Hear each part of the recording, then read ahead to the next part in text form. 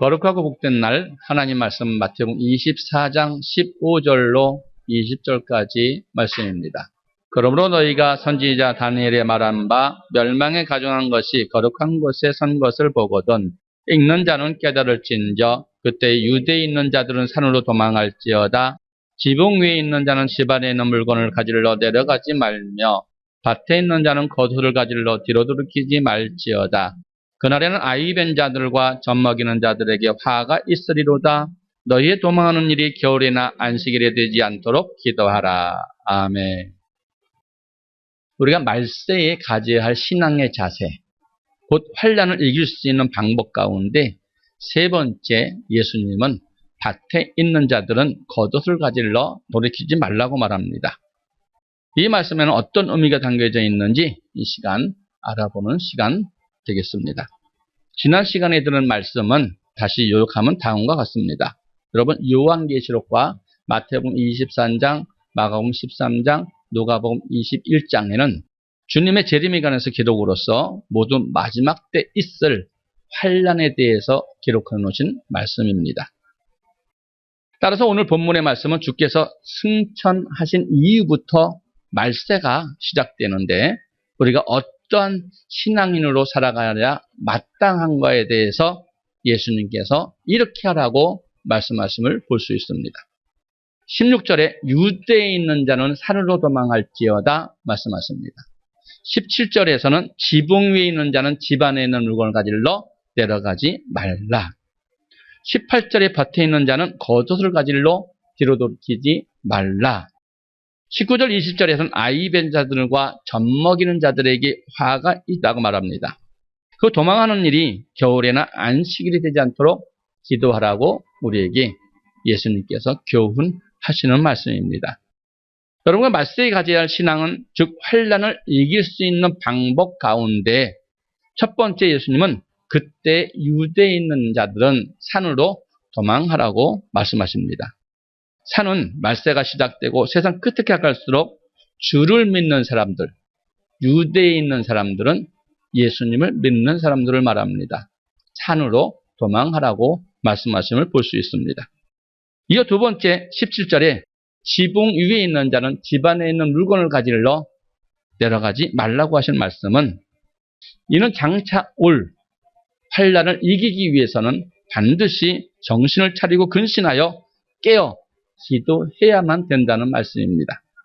오늘날 우리에게 있어서 지붕은 별다른 의미를 가지고 있지 않지만 예수님 시대에서는 지붕은 특별한 의미를 가지고 있음을 우리는 알 수 있습니다.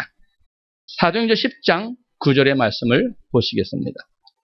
이튿날 저희가 행하여 성에 가까이 갔을 그때 베드로가 기도하려고 지붕에 올라가니 시간은 제6시더라. 아멘. 여러분, 지금 베드로가 지붕 위에 올라갔다고 말합니다. 기도하려고 올라갔다고 말합니다. 따라서 지붕 위에 있는 자는 집 안에 있는 물건을 가지러 내려가지 말라고 하신 말씀은 말세가 시작되면 결코 기도하기를 쉬지 말라고 말합니다. 그래서 정신을 차리고 기도하라는 것이죠. 언제가 가까울수록 말세가 가까울수록 근신하라, 깨어 기도하라고 말씀하시는 것입니다. 그러면 왜 말세가 시작되고 세상이 가까워질수록 우리가 정신을 차리고 근신하며 기도해야 할까요? 누가복음 21장 36절의 말씀을 보시겠습니다. 이러므로 너희는 장차 올 이 모든 일을 능히 피하고 인자 앞에 서도록 항상 기도하며 깨어 있으라 하시니라. 아멘. 너희는 장차 올 모든 일을 능히 피하고 인자 앞에 서기 위함이라고 말씀하십니다. 여기서 장차 올 모든 일은 세상 끝에 있을 징조, 곧 주님 오시기 전에 일어날 7 나팔의 환난, 즉 마태복음 24장에 기록하고 있는 마지막 나팔 때 있을 환난을 뜻합니다. 즉 환난을 능히 이기고 주님의 재림을 맞이하기 위해서 항상 기도하며 깨어 있어야 한다는 말씀입니다. 이를 달리 말하면 깨어 기도하지 않는 사람은 결코 환난을 이길 수 없고 주님 앞에 설 수도 없다는 말씀과 같습니다. 아멘. 즉 그날 환난 날에 주의 이름을 끝까지 시인할 수 있는 주님 앞에 설 수 있도록 정신 차리고 근신하며 성령을 받고 또한 성령 충만함을 받기 위해서는 교회 중심으로 생각을 해야 되며 반드시 깨어 근신하며 기도에 열심하여 성령 충만을 받아야 된다는 말씀입니다. 그러면 저와 여러분은 항상 교회 중심으로 살아야 될 것이고 기도에 열심하는 저와 여러분 되기를 축원합니다. 그리고 오늘 세 번째, 밭에 있는 자는 뒤로 돌이키지 말라는 말씀입니다. 이 말씀을 결실하는 좋은 밭이 되라는 말씀으로써 사도 바울은 고린도전서 3장 9절에서 성도와의 말씀 받는 밭에 대해서 말하고 있습니다. 성도가 말씀을 받는데 그 말씀 받는 밭이 무엇인가에 대해서 정확하게 말씀해주고 있다는 말씀입니다. 고린도전서 3장 9절의 말씀입니다. 우리는 하나님의 동역자들이요 너희는 하나님의 밭이요 하나님의 집이니라. 아멘. 이 말씀에서 사도 바울이 말한 것 같이 우리는 사도 바울 같은 교회의 목회자, 또 너희는 성도들을 의미하는 말씀입니다. 즉 목회자는 하나님의 동역자요 성도는 하나님의 말씀을 받는 밭이라는 말씀입니다.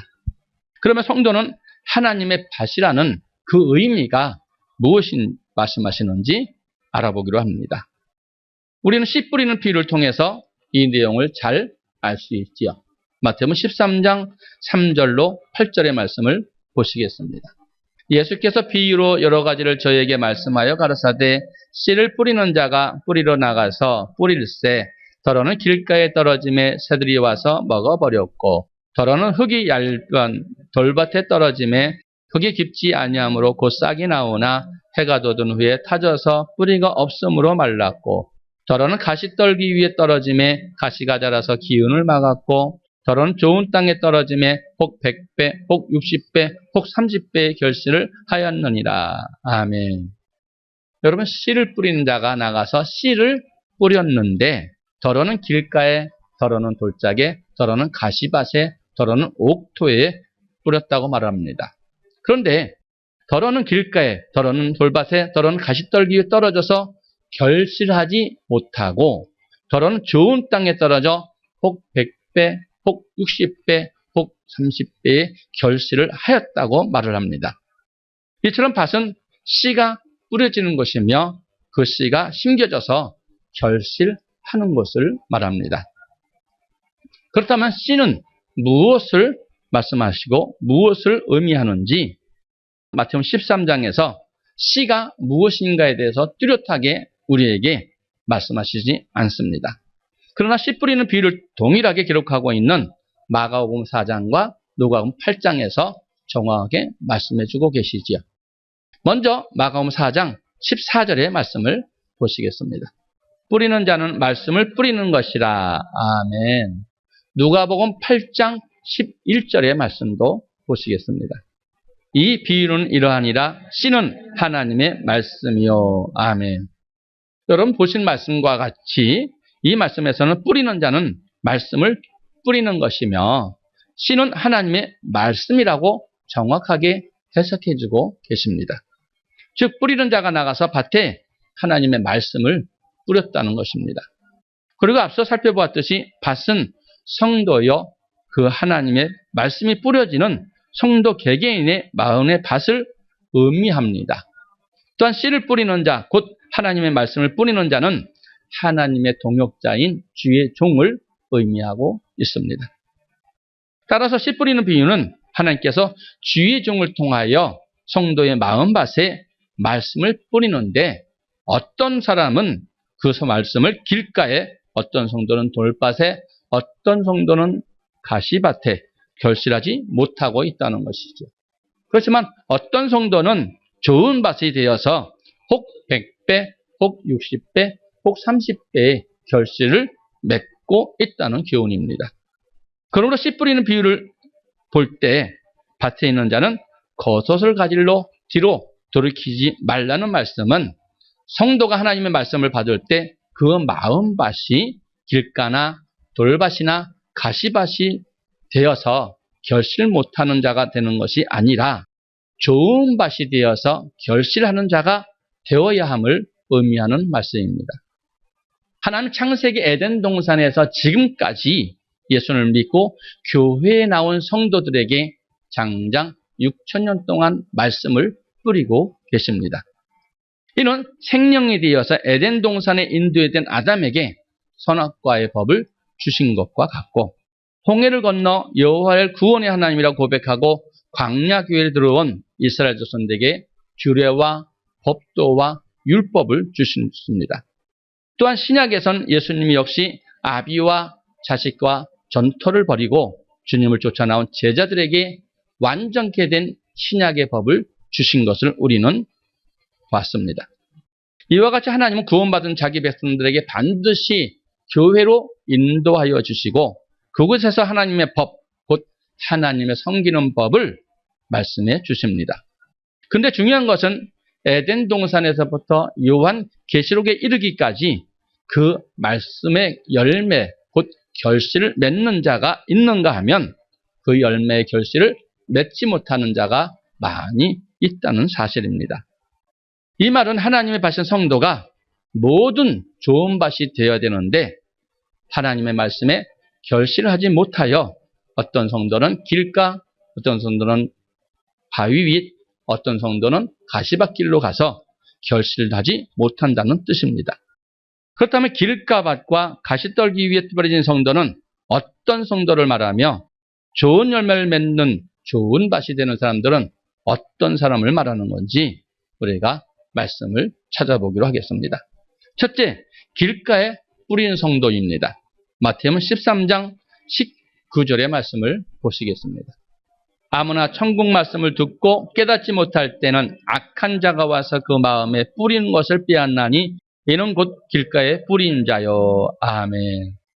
여러분, 천국의 말씀을 듣고 깨닫지 못할 때는 악한 자가 그 마음에 뿌리는 것을 빼앗는데 이는 천국의 말씀을 듣고도 믿지 않는 사람을 길가에 뿌리온 자라고 말씀하시고 계십니다. 이 말씀이 동일하게 기록된 마가복음 4장 15절의 말씀을 보시겠습니다.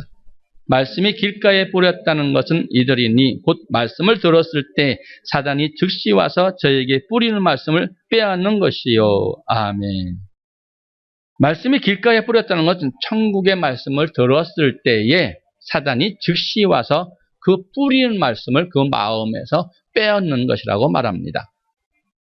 누가복음 8장 12절의 말씀도 보시겠습니다.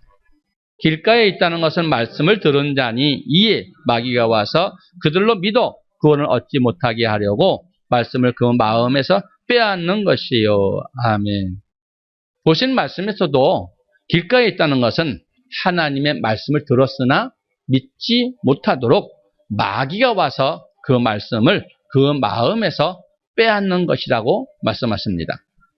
마태, 마가, 누가복음을 종합해서 보시면은 하나님의 말씀이 길가에 뿌리웠다는 것은 하나님의 말씀을 듣지 못한 자가 아니라 하나님의 말씀이 이러하다고 들었으나 깨닫지 못함으로 인해서 악한 자, 곧 사단과 마귀가 그에게 와서 즉시 그 말씀을 빼앗는 것입니다. 이를 잘 보여주는 사건이 마태복음 16장에 예수께서 기록해 놓으셨습니다.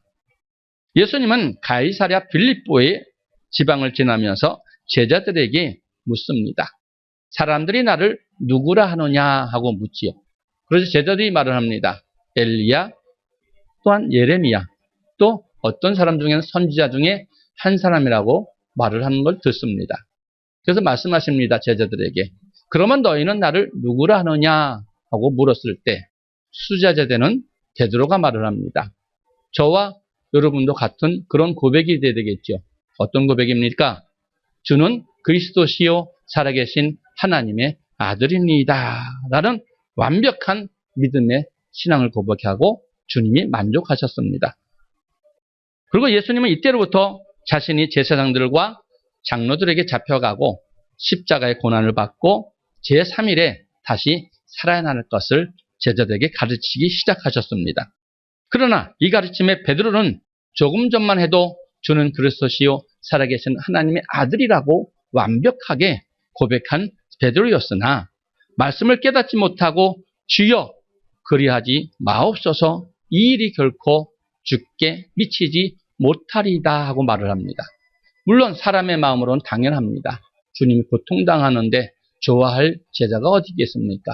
그러나 우리는 반드시 구분해야 됩니다. 하나님이 하시는 일이 있고 우리가 해야 할 일이 반드시 따로 있다는 것입니다. 예수님을 이렇게 만류하고 말았지요. 마태복음 16장 22절의 말씀을 보시겠습니다. 베드로가 예수를 붙들고 가나여 가로되 주여 그리 마옵소서 이 일이 결코 주에게 미치지 아니하리이다. 아멘. 여러분 이런 베드로에게 예수님께서는 어떻게 말씀하시는지 마태복음 16장 23절의 말씀을 보시겠습니다. 예수께서 돌이키시며 베드로에게 이르시되 사단아 내게로 물러가라 너는 나를 넘어지게 하는 자로다. 내가 하나님의 일을 생각지 아니하고 도리어 사람의 일을 생각하는도다 하시고 아멘. 이렇게 가라는 베드로에게 예수님은 사단아 내 뒤로 물러가라 너는 나를 넘어지게 하는 자로다 하고 호통을 치주셨습니다. 이는 무엇을 의미합니까? 예수님은 베드로를 비롯하여 제자들에게 하나님의 말씀을 가르치셨습니다. 이 말씀은 씨를 뿌리신 것과 같다는 의미입니다.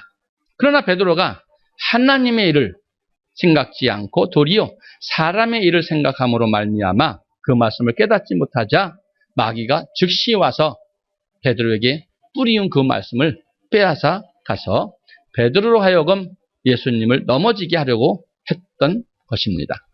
이처럼 예수님께서 제자들에게도 말씀을 뿌렸을 때에도 깨닫지 못할 때에는 사단이 와서 그 마음에 뿌리는 말씀을 즉시 빼앗아 가는 것과 같습니다. 그러므로 우리는 하나님의 말씀을 듣고 믿는 자, 곧 깨닫는 자가 되어야 한다는 것입니다. 그러면 말씀을 듣고 깨닫기 위해서는 우리는 어떻게 하는가? 요한복음 8장 43절의 말씀을 보시겠습니다. 어찌하여 내 말을 깨닫지 못하느냐? 이런 내 말을 들을 줄 알지 못함이로다. 아멘. 내 말을 들을 줄 알지 못함이기 때문에 즉 하나님께서 말씀을 우리 마음판에 뿌리는데 우리가 그 말씀을 믿으려 하지 않는다 이 말. 깨달으려 하지 않는다는 것입니다. 믿지 않으려 하기 때문에 말씀을 마귀가 와서 빼앗아 버린다는 것입니다. 여러분 사람이 자기의 학식과 지식으로 하나님 말씀을 깨달을 수 없습니다. 오직 하나님이 선포된 그 말씀을 받아들이고 그 말씀을 아멘 했을 때 그 말씀대로 살겠습니다 하는 마음의 결단이 있을 때 그 말씀이 믿어지고 마귀가 뺏어가지 못하는 것입니다. 그러나 마귀에게 말씀을 뺏기지 않기 위해서는 하나님의 말씀이 선포되면 사람의 생각과 사상으로 그 말씀을 막는 것이 아니라 하나님 말씀은 진리입니다. 반드시 그 말씀대로 이루어질 것입니다. 하고 아멘하고 그 말씀을 마음판에 심으면은 마귀가 빼앗지 못하는 것입니다. 그러므로 마귀에게 말씀을 뺏기지 않기 위해서는 항상 말씀이 선포되면 내 경험에 맞지 않더라도 아멘 하시고 그 말씀대로 살기를 소원하시기 바랍니다. 그대로 믿는 자가 깨닫는 자가 될 것이고 반드시 하나님께서 그런 자에게 말씀을 빼앗지 않도록 은혜 주실 줄 믿습니다. 그렇다면 여러분 마귀가 말씀을 빼앗아가는 목적이 무엇입니까? 여기서 하나 더 분명히 알아야 할 것은 마귀가 말씀을 빼앗아가는 궁극적인 목적이 있습니다. 누가복음 8장 12절의 말씀을 다시 한번 보시겠습니다. 길가에 있다는 것은 말씀을 들은 자니 이에 마귀가 와서 그들로 믿어 구원을 얻지 못하게 하려고 말씀을 그 마음에서 빼앗는 것이요. 아멘. 하나님의 말씀이 우리 마음판에 뿌려졌을 때 깨닫지 못하면 믿지 못하고 자기 생각과 자기 사상으로 그 말씀을 막으면 마귀가 즉시 와서 그 마음판에 뿌리는 말씀을 빼앗는데 그 이유가 그들로 믿어 구원을 얻지 못하게 하려고 한다고 합니다. 아멘.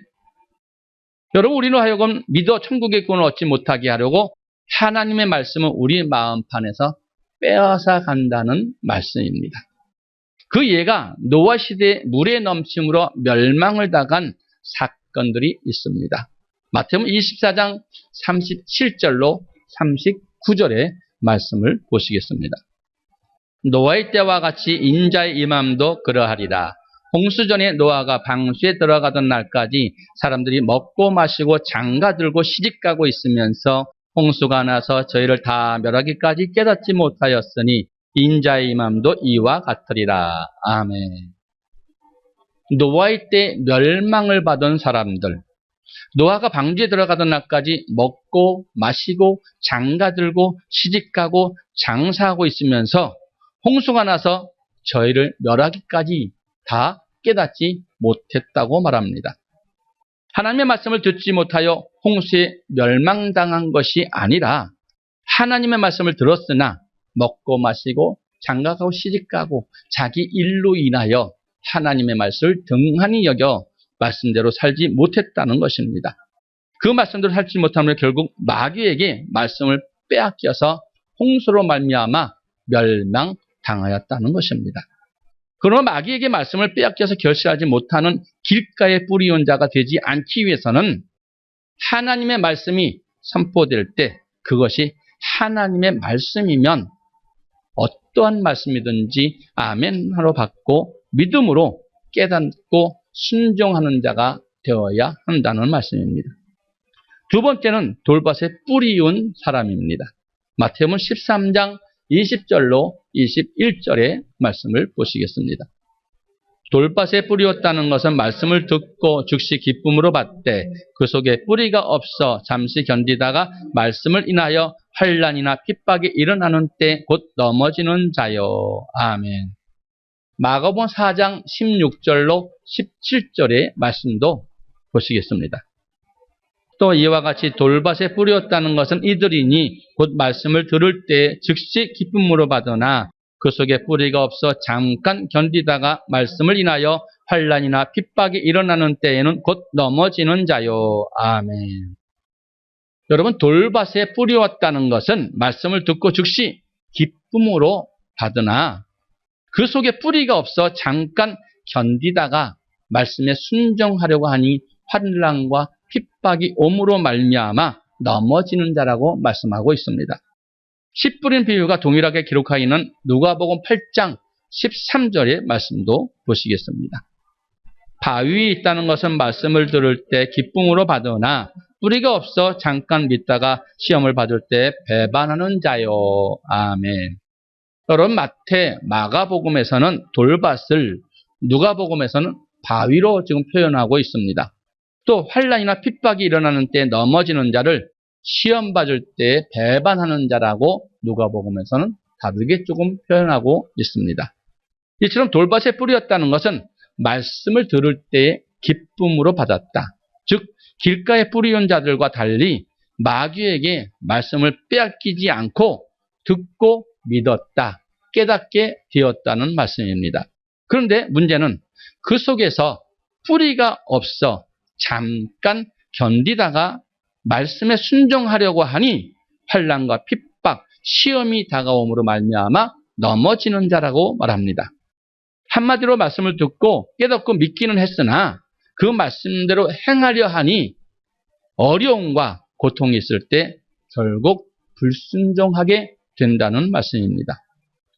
하나님의 말씀을 받을 때 야, 정말 좋다, 옳은 말씀이다, 옳습니다, 아멘 하고 저 말씀대로 살아서 복을 받아야지 하며 기쁨으로 받지만 그 말씀대로 순종하려 하니까 핍박이 오고 손해가 오고 곤고가 오고 고난이 오니까 곧 넘어지고 만다는 것입니다.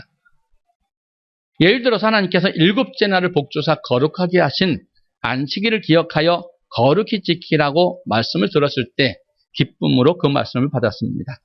그래서 주일 성수를 하지요. 그런데 주일에 사업장 문을 닫아 물질적인 어려움이 닥치면은 주일날 다시 영업함으로 뿌리가 없는 사람은 잠깐 견디다가 넘어지는 사람과 같다는 말씀입니다. 또한 온전한 11조를 들여서 하나님의 집에 양식을 채우면 하나님께서 반드시 하늘문을 열고 싸울 것이 없도록 복을 주신다고 하신 말씀을 받습니다. 그 말씀을 받았지만 11조를 드림으로 말미암아 좀 곤고하고 좀 힘들면은 11조를 하지 않는다는 말씀과 같습니다. 실제로 우리 성도들이 생활이 좀 어려우고 곤고가 오면 제일 먼저 끊는 것이 무엇을 끊습니까? 자기 생활을 아끼는 것이 아니라 교회에 다니는 성도들이 교회의 헌금을 제일 먼저 줄이고 끊고 하는 것을 여러분 많이 보셨을 것입니다. 그 속에 뿌리가 없으므로 잠시 견디다가 넘어져 버린다는 말씀인 것이죠. 우리 예수님을 믿는 성도가 반드시 고난을 받는데 고난에는 크게 두 가지가 있습니다. 하나는 말씀대로 살지 않는 불순종으로 말미암아 하나님께 주시는 징계의 고난이며, 또 다른 하나는 말씀대로 살며 순종함으로 인해 받는 환난과 핍박의 고난이 있습니다. 돌밭의 비유에 말하는 환난과 핍박은 하나님의 말씀에 순종함으로 인해 받는 고난을 말합니다. 성경은 무릇 경건하게 살고자 하는 자는 하나님께서 핍박을 받는다고 말씀하셨죠. 디모데후서 3장 12절의 말씀입니다. 무릇 그리스도 예수 안에서 경건하게 살고자 하는 자는 핍박을 받으리라. 아멘. 여러분, 경건하게 산다는 것은 하나님의 말씀대로 산다는, 곧 말씀대로 순종한다는 의미입니다. 즉 말씀대로 순종하지 않은 사람은 핍박을 받을 수밖에 없다. 그것이 하나님께서 정해놓은 이치라는 말씀입니다. 베드로서 1장 6절로 7절의 말씀을 보시겠습니다. 그러므로 너희가 이제 여러 가지 시험을 인하여 잠깐 근심하게 되지 않을 수 없었으나 오히려 크게 기뻐하도다. 너희 믿음의 시련이 불로 연단하여도 없어질 금보다 더 귀하여 예수 그리스도에 나타나실 때 칭찬과 영광과 존귀를 얻게 하려 함이라. 아멘. 여기서 여러 가지 시험이란 우리의 믿음을 연단하시기 위해서 하나님께서 우리를 낮추시고 우리에게 곧 연습시키는 시험과 같습니다. 하나님은 우리를 믿음에 서게 하기 위해서 끊임없이 정금같이 나올 수 있도록 연단하신다는 말씀이죠. 그 연단에 잠시 우리가 근심하고 우리가 염려할 수는 있지만 반드시 그 염려와 근심은 우리의 기쁨으로 우리를 변하게 해주신다고 하나님께서 하시는 말씀이고, 또 주께서 영광 가운데 나올 때 우리도 그와 함께 영광에 동참해서 존귀함을 받게 하려 함이라고 말씀하고 있습니다. 신명기 8장 2절의 말씀에 또한 우리에게 이 시험에 대해서 잘 말씀해주고 계십니다. 내 하나님 여호와께서 이 40년 동안에 너를 광야의 길을 걷게 하신 것을 기억하라. 이는 너를 낮추시며 너를 시험하사 내 마음이 어떠한지 그 명령을 지키는지 아니 지키는지 알려 하십니다. 아멘. 그래서 하나님께서 우리에게 시험 주시는 것은 우리를 넘어뜨리게 하는 것이 아니라 하나님께서 우리의 말씀대로 살려 할 때 우리를 낮추고 시험하시사, 즉 핍박과 환난과 고난이 올지라도 여전히 하나님의 말씀대로 사는지 아니 사는지 알려 하신다고 합니다. 우리가 하나님께서 말씀이 연단의 고난이 없으면 하나님의 영광에 동참할 수 없다는 것을 저와 여러분 명심하실 줄 믿습니다. 이와 같이 베드로전서 1장 6절 7절에서는 이 같은 시험을 가리켜서 믿음의 시련이라고 말을 하며, 이러한 믿음의 시련을 만날 때 우리는 잠깐 근심할 수밖에 없지만 불로 연단하여도 없어질 금보다 더 귀하여 우리로 하여금 예수 그리스도께서 오실 때 그 앞에 존귀함과 칭찬과 영광을 받게 하기 위함으로 말미암아 너희는 그 고난을 오히려 기뻐하라고 말씀하십니다. 고린도전서 3장 12절로 15절의 말씀을 보시겠습니다. 만일 누구든지 금이나 은이나 보석이나 나무나 풀이나 짚으로 이 터 위에 세우면 각각 공력이 나타날 터인데 그날이 공력을 밝히리니 이는 불로 나타내고 그 불이 각 사람의 공력이 어떠한 것을 시험할 것임이니라. 만일 누구든지 그 위에 세운 공력이 그대로 있으면 상을 받고 누구든지 공력이 불타면 해를 받으리니 그러나 자기는 구원을 얻되 불 가운데서 얻는 것 같으리라. 아멘. 여러분, 만일 누구든지 금이나 은이나 보석이나 나무나 풀이나 짚으로 하나님의 일을 합니다. 나는 지금 금으로 하고 있느냐, 은으로 하고 있느냐, 보석으로 하고 있느냐, 아니면 나무로 하고 있느냐, 풀로 하고 있느냐, 짚으로 하고 있느냐. 각각 공력이 나타난다고 말합니다. 각각. 금으로 나온 사람은 불이 나와도 타지 않을 것입니다. 그러나 나무로 공력을 싼 사람은 그 불로 심판하실 때 타서 없어질 것입니다. 각각입니다. 여러분 각각 어떠한 마음의 심령으로 하나님을 지금 섬기고 계시고 예배드리고 있습니까? 오늘 여러분이 드리는 예배가 지금 하나님께서 연락하시는 예배일 것입니까? 아니면 예배 받지 않는, 연락하지 않는 그런 예배가 될 것입니까? 이 심판 때에 여러분 서지 않기 위해서 여러분 반드시 그 시험을 이기셔야 될 것이고, 어떠한 환난과 핍박과 곤고함이 올지라도 어떠한 말씀에도 다 복종할 수 있는 사람이 되어야 된다는 것이죠. 그러니까 여러분 교회는 시험하기 위해서, 여러분 신앙을 시험하기 위해서 교회 생활하게 하시는 거예요. 그래서 교회 생활하지 않으면 절대 천국 갈 수 없다고 주님께서 말씀하십니다. 왜요? 여기는 시험받는 장소이기 때문에. 40년 광야 생활한 것을 기억하라고 말씀하시지 않습니까? 반드시 이 교회 생활하는 것은 말씀을 받고 그 말씀대로서 결실을 맺고 너희가 옥토밭이 되어야만이 천국에 들어갈 수 있는데, 너희가 지금 길가냐, 돌짝 위냐, 아니면 가시밭 위냐, 너희 지금 신앙이 어느 곳에 있는지 생각해 보라는 말씀입니다. 여러분 옥토밭이 되지 아니하면 들어가지 못합니다. 시험을 반드시 여러분 받습니다. 연단을 받습니다. 삶 중에서 낮추고 시험합니다. 할 수 없는 상황을 만들어 놓고 네가 내 일을 이렇게 할 수 있느냐 하고 물어보십니다. 우리 생각으로 할 수 없습니다. 그러나 하나님께서 하시나니 말씀하시죠. 하나님이 하시면 됩니다. 우리는 할 수 없습니다. 낙타가 어떻게 바늘귀로 들어갈 수 있습니까? 그러나 하나님께서 하시고자 하면 할 수 있는 것입니다. 왜요?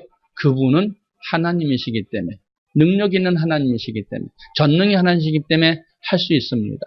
나는 할 수 없지만 하나님의 백으로, 하나님의 힘으로 할 수 있다 하면 우리는 할 수 있는 은혜를 얻을 줄 믿습니다.